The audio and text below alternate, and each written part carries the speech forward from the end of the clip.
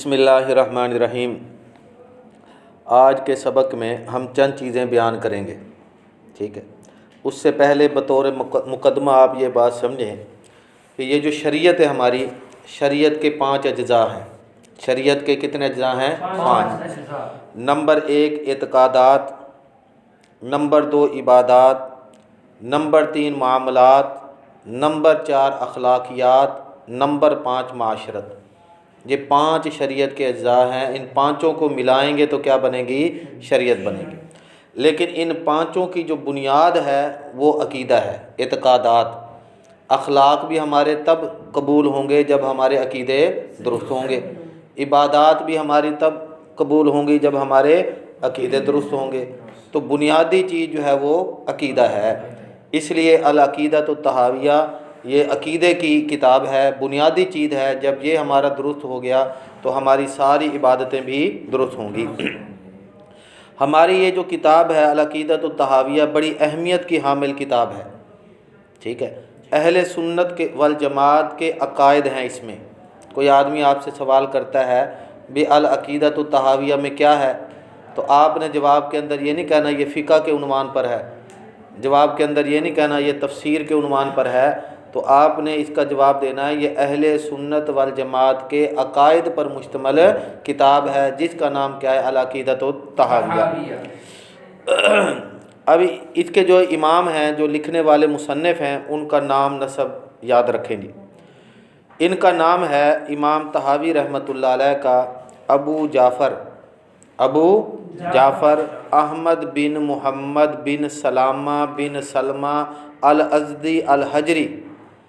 پھر یاد رکھیں، ابو جعفر احمد بن محمد بن سلامہ بن سلمہ الازدی الحجری المصری الطحاوی، یہ ان کا مکمل نام ہے۔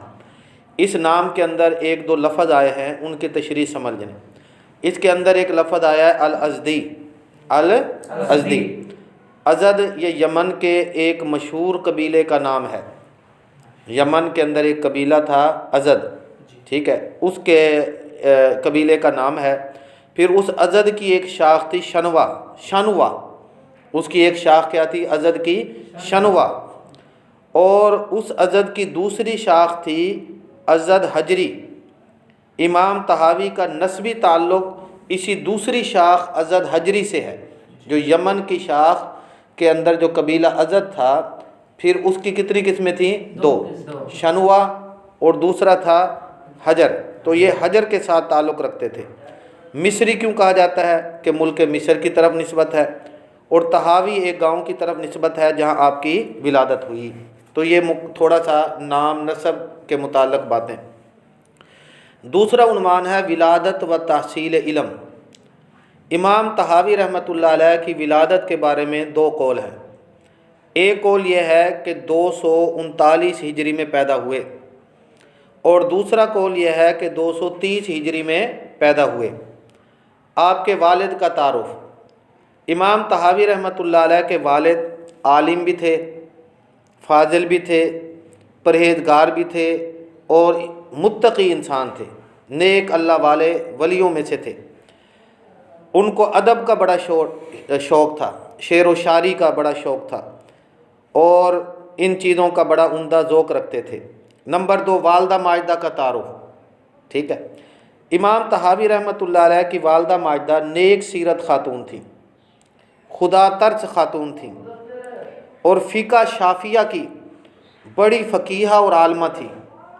فقہ حنفی نہیں بلکہ شافعیہ کی بہت بڑی عالمہ اور فاضلہ تھی۔ علامہ جلال الدین عبد الرحمن بن ابو بکر السیوطی الشافعی، جن کی وفات 911 ہجری میں ہے، وہ فرماتے ہیں امام طحاوی کا ذکر مصر کے شافعی فقہا میں فرماتے ہیں کہ بہت بڑی فقیہہ تھی۔ بات سمجھ آ گئی؟ یہ ان کی والدہ امام طحاوی رحمۃ اللہ علیہ کی۔ امام طحاوی رحمۃ اللہ علیہ کے ماموں امام ابراہیم اسماعیل بن یحییٰ المزنی امام شافعی کے بڑے تلامذہ میں سے تھے۔ یوں آپ کو ایک علمی گھرانے میں پرورش نصیب ہوئی۔ امام طحاوی رحمۃ اللہ علیہ نے سب سے زیادہ استفادہ اپنے ماموں سے کیا۔ امام امام مزنی رحمۃ اللہ علیہ، یا مزنی بھی پڑھتے ہیں، امام مزنی رحمۃ اللہ علیہ سے کیا، اور ان سے اتنا علم لیا کہ کتاب لکھ دی جس کا نام تھا مسند الشافعی، جیسے آپ پڑھتے ہیں مسند امام اعظم، تو اس طرح انہوں نے ایک کتاب لکھ دی اپنے ماموں سے پڑھ کر، جس کا نام کیا تھا جی؟ مسند الشافعی۔ اس کے علاوہ امام طحاوی رحمۃ اللہ علیہ مصر گئے علم حاصل کرنے، یمن گئے، بصرہ، کوفہ، شام، خراسان اور دیگر ممالک کا سفر کیا، اور وہاں کے اساتذہ و شیوخ حدیث سے حدیث بھی پڑھی، تفسیر بھی پڑھی، فقہ سے بھی انہوں نے استفادہ کیا۔ اس کا حوالہ یاد رکھیں، علامہ زاہد بن الحسن الکوثری رحمۃ اللہ علیہ لکھتے ہیں، جو شخص امام طحاوی کے شیوخ پر نظر ڈالے گا تو اسے بخوبی علم ہو جائے گا کہ ان کے شیوخ مصری بھی ہیں، مغربی بھی ہیں، یمنی، بصری، کوفی، حجازی، شامی، خراسانی، مختلف ممالک کے حضرات ہیں جن سے امام طحاوی رحمۃ اللہ علیہ نے حدیث کو حاصل کیا، تاکہ وہاں کے شیوخ حدیث سے علم حدیث و دیگر علوم حاصل کریں۔ اگلا عنوان آپ سمجھیں، امام طحاوی رحمۃ اللہ علیہ کے اساتذہ۔ جب اساتذہ بڑے ہوں تو سمجھ آتا ہے کہ انہوں نے علم بھی بڑا حاصل کیا ہے۔ استاد نمبر 1 امام اسماعیل بن یحییٰ المزنی، یہ آپ کے ماموں بھی لگتے ہیں، ان کی وفات 264 ہجری میں ہوئے۔ دوسرے استاد ہیں امام یونس بن عبد الاعلیٰ، ان کی وفات 264 ہجری کے اندر ہوئی۔ تیسرے امام طحاوی کے استاد ہیں قاضی الکبیر ابو بکار بن قتیبہ البصری، ان کی وفات 270 ہجری کے اندر ہوئی۔ چوتھے استاد ہیں امام ابراہیم بن ابی داؤد سلیمان بن داؤد الاسدی، ان کی وفات 270 ہجری کے اندر ہوئی۔ پانچویں استاد ہیں امام ربیع بن سلیمان المرادی، ان کی وفات 270 ہجری کے اندر ہوئی۔ چھٹے استاد ہیں امام قاضی احمد بن ابو عمران البغدادی، ان کی وفات 280 ہجری کے اندر ہوئی۔ ساتویں استاد ہیں امام ابو خازن عبد الحمید بن عبد العزیز القاضی، ان کی وفات 292 ہجری کے اندر ہوئی۔ آٹھویں استاد ہیں امام احمد بن شعیب بن علی النسائی، یہ جنہوں نے لکھی ہے سنن نسائی، آپ اگلے سال جا کر پڑھیں گے دورہ حدیث کے سال، ان کی وفات ہوئی ہے 303 ہجری کے اندر، یہ بھی امام طحاوی کے استاد ہیں۔ امام ابو بشیر احمد بن محمد بن حماد، ان کی وفات 310 ہجری کے اندر ہوئی، یہ بھی امام طحاوی کے استاد ہیں۔ 10ویں استاد امام ابو بکر بن ابو داؤد السجستانی، ان کی وفات ہوئی 316 ہجری کے اندر۔ آپ کو 10 استاد ہم نے لکھوا دیے ہیں جو ماشاءاللہ صاحب علم بھی تھے، امام بھی تھے، اتنے بڑے بڑے استادوں سے انہوں نے علم حاصل کیا۔ اب ایک اور عنوان یاد رکھ لیں، آخری عنوان ہے شاگرد امام طحاوی کے، امام طحاوی کے شاگرد، وہ بھی 10 آپ یاد رکھیں۔ پہلے شاگرد ہیں قاضی مصر کے چیف جسٹس قاضی امام احمد بن ابراہیم، جن کی وفات 229 ہجری کے اندر ہے، یہ ہمارے امام طحاوی کے شاگرد ہیں۔ نمبر 2 امام ابو القاسم عبداللہ بن محمد بن احمد المعروف ابن ابی العوام، ان کی وفات 335 ہجری کے اندر ہوئی، یہ بھی ہمارے امام طحاوی کے شاگرد ہیں۔